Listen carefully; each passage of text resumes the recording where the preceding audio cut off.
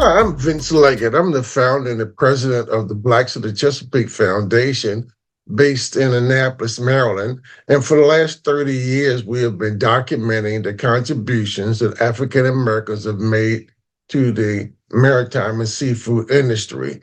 We write books, we do documentary films, we work with colleges, universities, and public, private, and home schools. Again, because we have a belief that teachers can't teach what they don't know. And so a big part of our work is trying to put supplemental materials of instruction into educators' hands. The Chesapeake Bay itself is a multi-billion-dollar industry.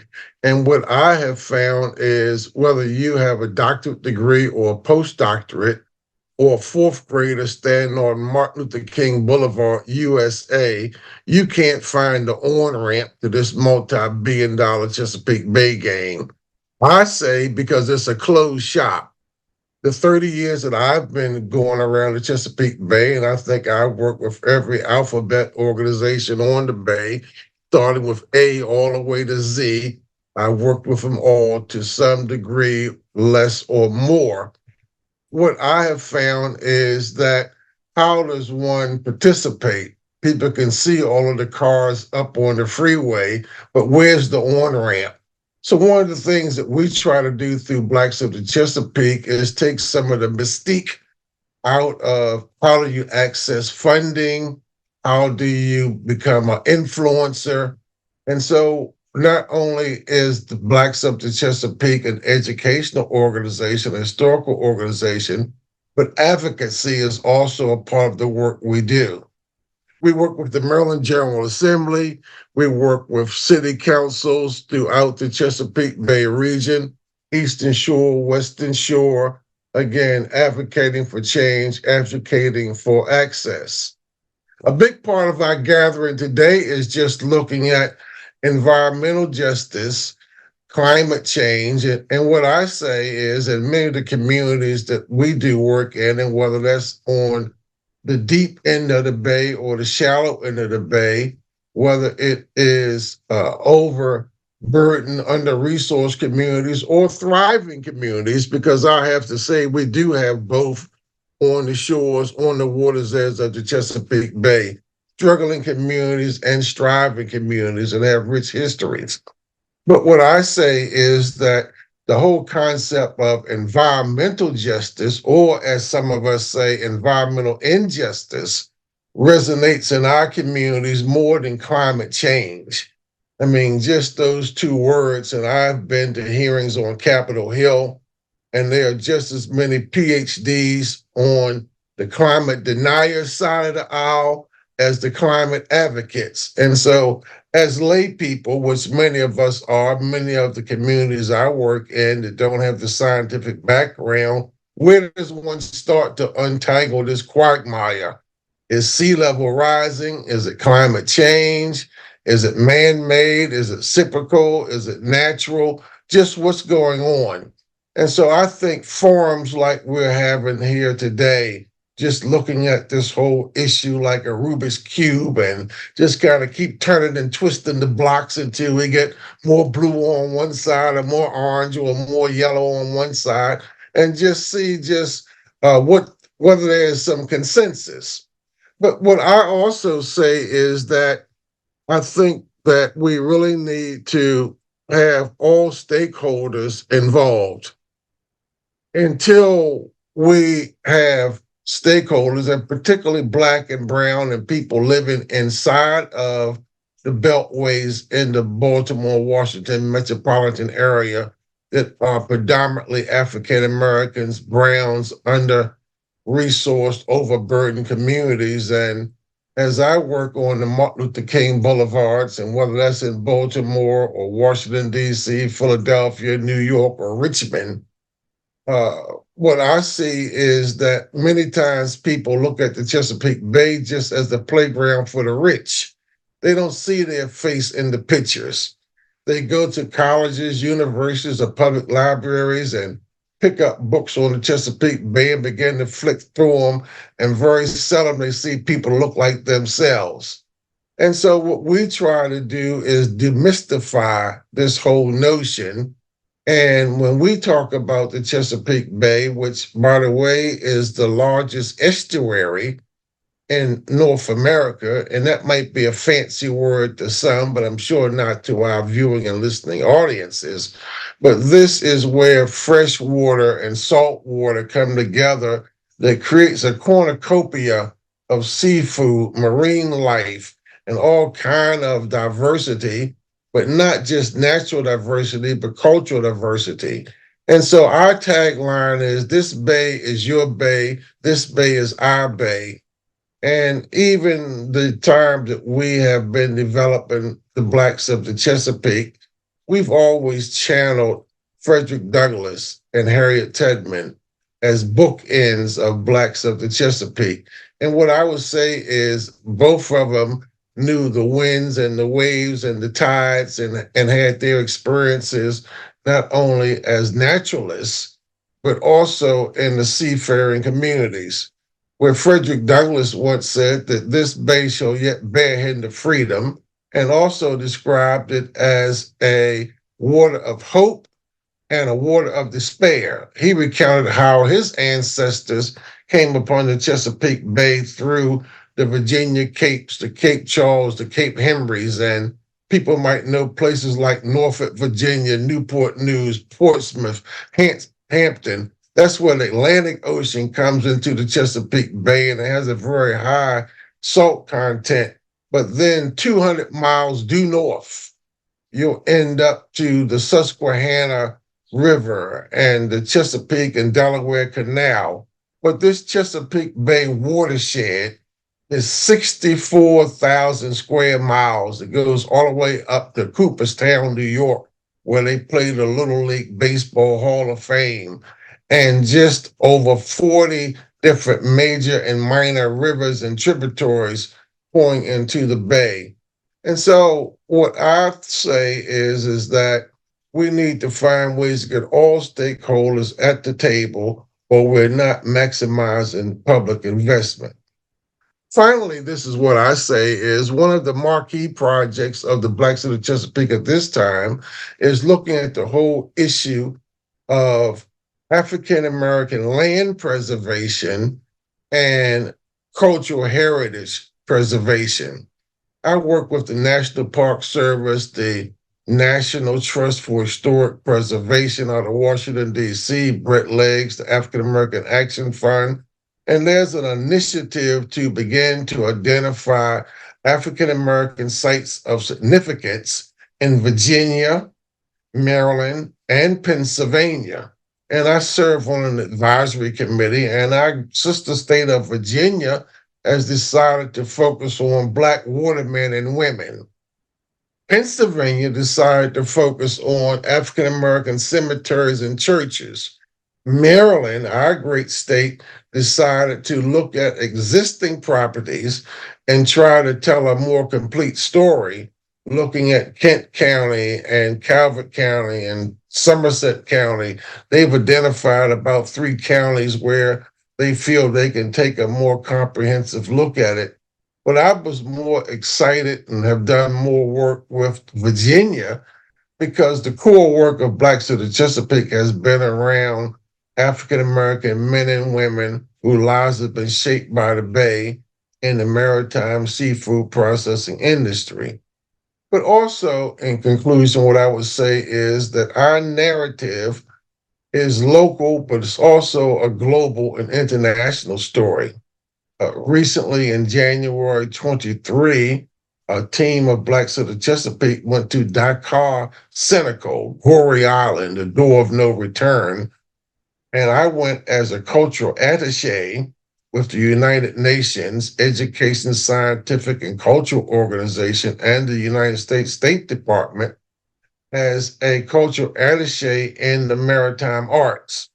What we were looking at is the whole transatlantic slave trade, because our story and legacy on the Chesapeake Bay didn't start last week. It started over 300 or 400 years ago. And we work with a group of boat builders from Dakar, Senegal, and their research shows that Africans have been sailing from West Africa to Brazil, to the Caribbean, to the Chesapeake Bay Basin, to Mexico 200 years before Columbus. And they've actually built a 49-foot West African canoe called a pirogue boat. I went to Dakar, Senegal, and sailed that boat down the Senegal River bordering Mauritania. And so already National Geographic, Discovery Channel are already on board because they're going to duplicate this voyage from West Africa to Brazil, to Jamaica, to the Chesapeake Bay. And there's a fundraising effort going on to have a chase boat or a boat that can not only accompany this pirogue boat for safety, but handle fuel and crew and film crews and so forth. So stand by, stand ready. And this is going to be an exciting time because what we're looking at is ports of memory. Annapolis was a port of entry in the transatlantic slave trade. London Town, Solidly Plantation down on the Potomac River and other locations, but also looking at the Gorée Island in Senegal and Elmira Prison in Ghana, and just retracing and just looking at this whole transatlantic slave trade. But also, we're just looking at the whole issue of climate and climate justice and plastics and biota and water's edge globally. And so, again, as we look on a more granular level while we're here in Baltimore or Maryland or the USA, but these are challenging issues that are global in nature, and it's really a global conversation. So thank you. Okay. Wow. I knew you wouldn't let me down, but you brought the fire like always, so I appreciate that. I got a couple of questions for you. You talked about kind of the reenactment of sorts of the transatlantic slave trade and going to Brazil and some of the Caribbean countries and maybe into Virginia. Is there any talk about the ports of Baltimore and the history and the story that they had for the influx of slaves into Baltimore City? One of the things when we just talk about coming onto the Chesapeake Bay, Baltimore would be the focal point. That even over the years that we have identified Baltimore also as a site of memory, right on Pratt Street, right outside of the Reggie Lewis Museum, there's a major placard that was put up that was saying not far from this intersection was a major slave market.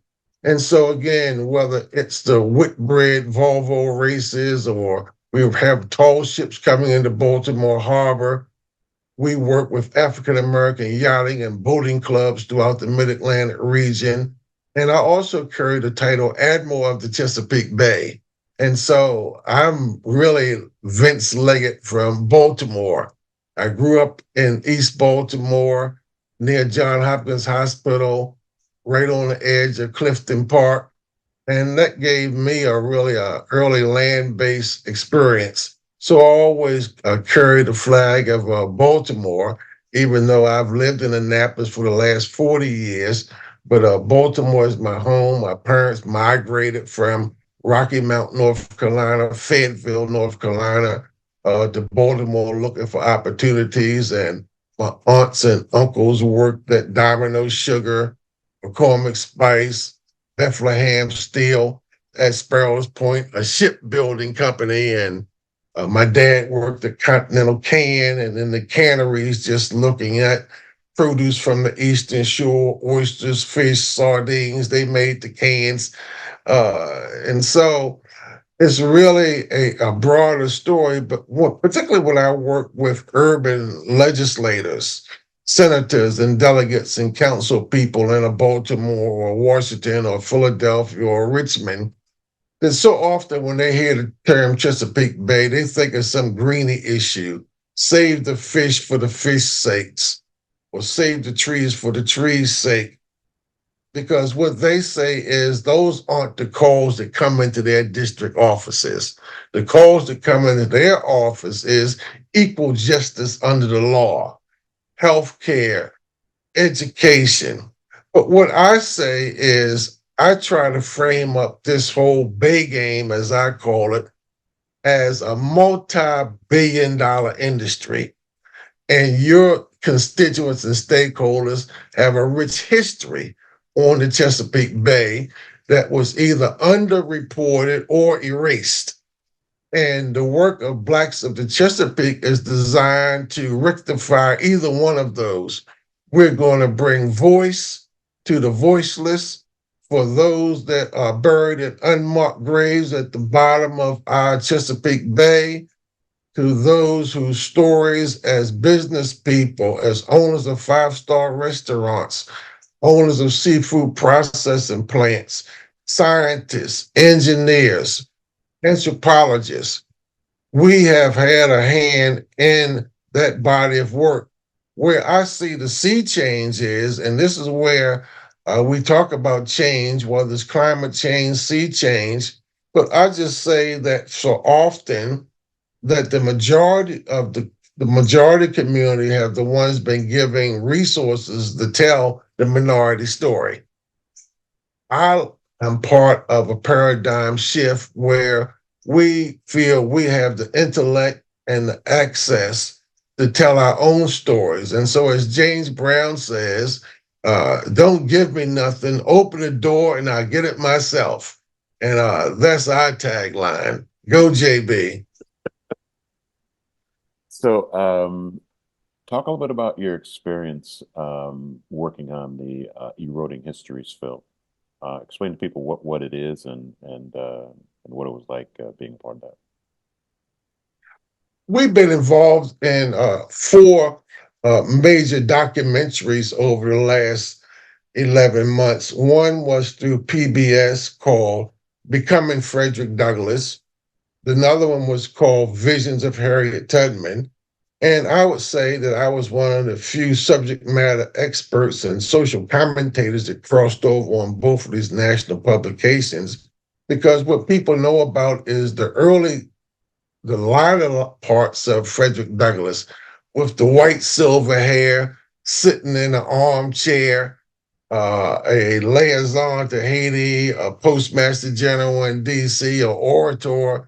They know Harriet Tubman, and they knew more about her time in Albany, New York, and in Canada.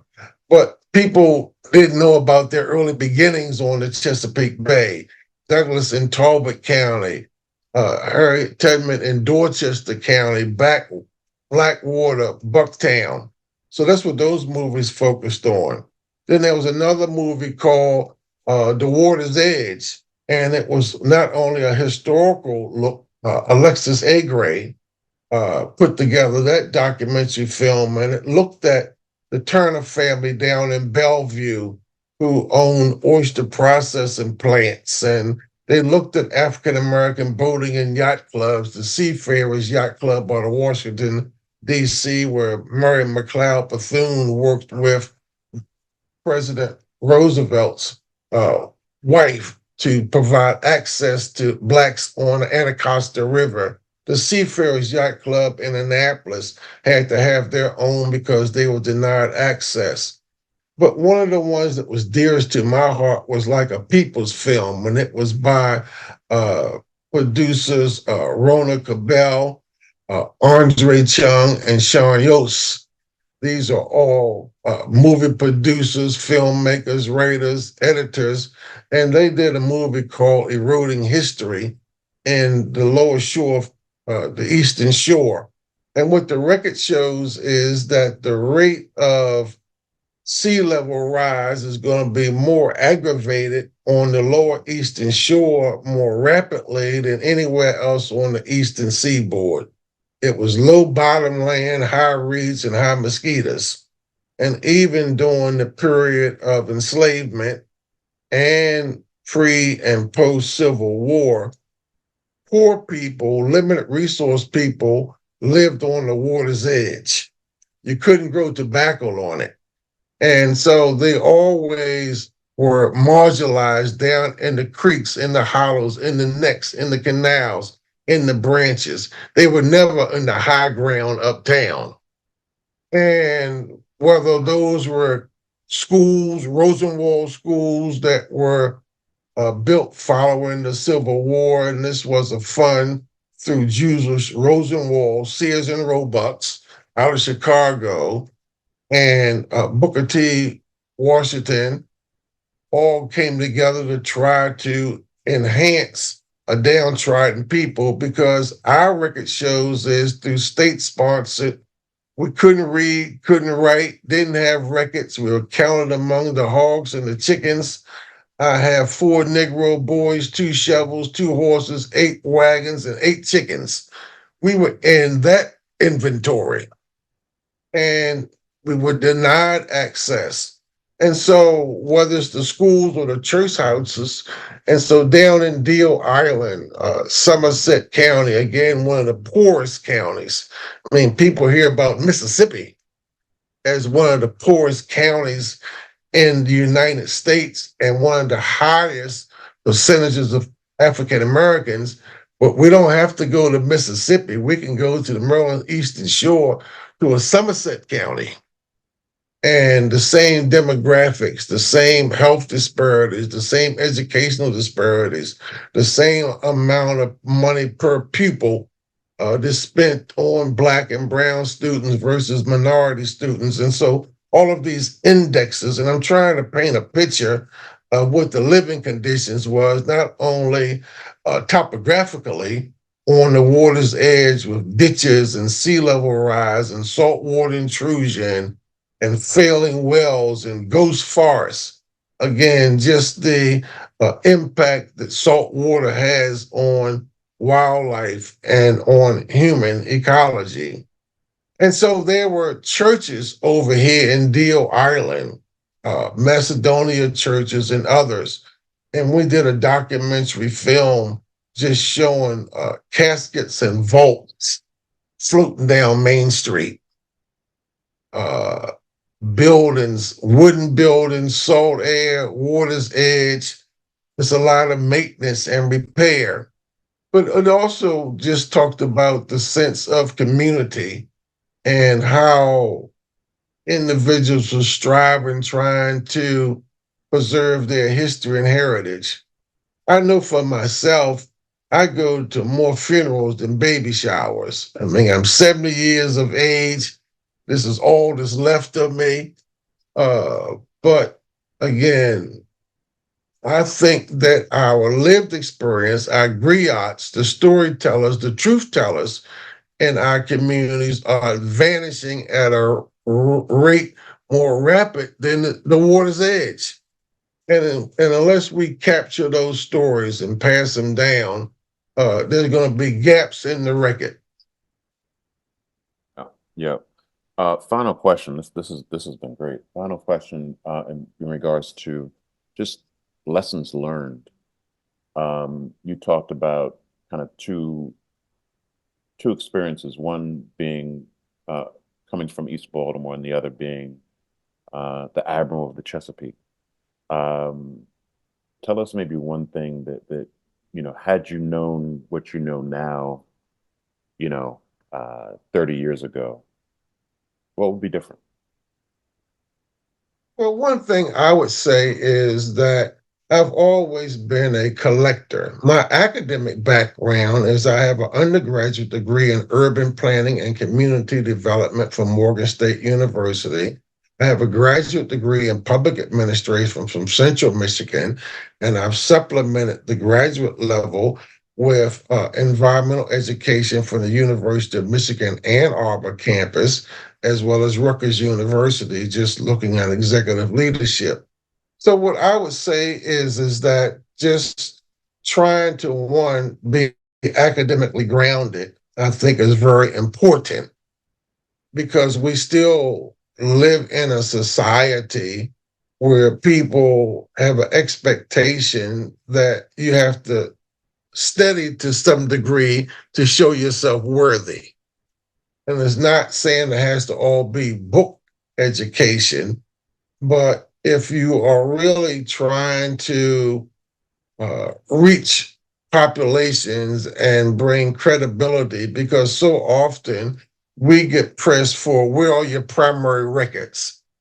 We come from the oral tradition. We weren't allowed to read or write, but yet you press me for my great grandmama's writings, my great granddaddy's writings, when they would be punished, and even worse than that, for having a book, having an ink pen, knowing how to cipher, but yet the system.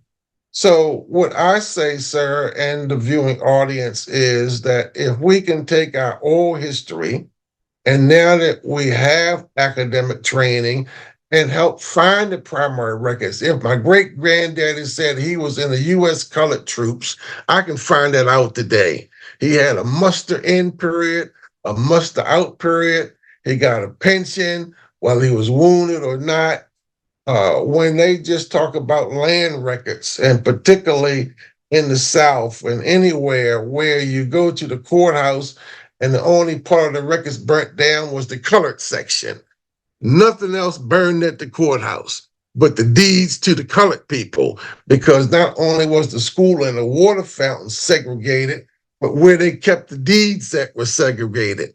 And somebody, Bobo, Momo, or somebody was smoking in that section, and every record that was in the colored land record section got burnt up. Nothing else in the courthouse. But yet you press me for where is my family's deed at? And we have air property issues, and not air or airplanes, but when you have 80 people on a deed, and that's my family story. Big Mama couldn't tell which one of her kids to leave the farm for. So she said, baby, I'm leaving it to you all. Well, that was in 1890, and there was 80 people's name on the deed, because Big Mama said I couldn't pick out who I wanted to give the farm to. But we are working with the U.S. Lawyers for Civil Rights, Venable Law Firm, D.L. Piper Law Firm, University of Baltimore Law School, actually with clinics around air property. And those are urban, rural, and suburban issues where we have clouds on our title. But here's the good news, and that's what you asked me about. I think that that is an intersection that we need to pay more attention to. The good news is, because we had cloudy titles, we still have the land, because they had petition sales, and we worked with people down in the Georgia Sea Islands, the Fusky Island, Beaufort, South Carolina, Charleston, Savannah, in all of these areas, and they formed family land trusts, community land trusts, and different techniques to try to recover African American heritage property. And I'm just so glad that here in Annapolis, we were able to rescue the former Carr's Beach and Sparrows Beach that were the epicenter of music in the Mid-Atlantic region during the period of leisure, recreation, and entertainment, during segregation, state-sponsored segregation, where all the stars were on the Chitlin circuit. And this was a network that you saw in the Green Book that talked about safe roads to travel on, where to stop for gas, lodging, avoiding sundown towns, meaning be out of that town before the sun goes down, or it may be trouble. These were things that were in the Green Book. What I say is the Green Book was another iteration of the Underground Railroad, because that is what they also had, was safe houses where individuals who were escaping bondage in the Mid-Atlantic region and further south, but by Maryland being a border state, getting over to the other side was not as arduous. But after the Fugitive Slave Act, they say you had to run all the way up to the skirt of the Queen, meaning get into Canada, because the long arm of justice, the deputy marshals and the sheriffs, they would pursue you even after you got into a free area. That's the Dred Scott story. that once you stepped in free ground where you're free to say no, haul them back. So again, I just think, as your question is, what area?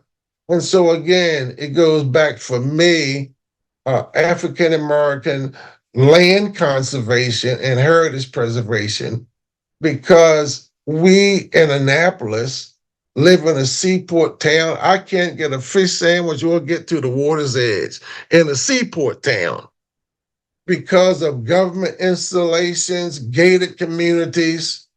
It's hard to get on the water's edge. And so again, I think that that is an area, because so often all we have left is a push pin on a map or a little dot sticker saying we used to be here. Oh boy, the Admiral of the Chesapeake, Vincent Leggett. Folks, when you see him on TV, you just know that you got the extended version today. Man, I appreciate your thought leadership, your subject matter expertise, your time, and your contributions, and for what you're doing for telling the story and telling it right. I appreciate you. Thank you, my friend, and thank you for this platform. And you do great work yourself, and just around climate justice and artificial intelligence. And I mean, you are really moving the needle in the industry. And I look forward to walking hand in hand and heart with you, sir, so we can tell a more complete story. And God bless you for the contributions you make as well. I appreciate it, man. Thank you so much. Have a good weekend. Thank you. All right.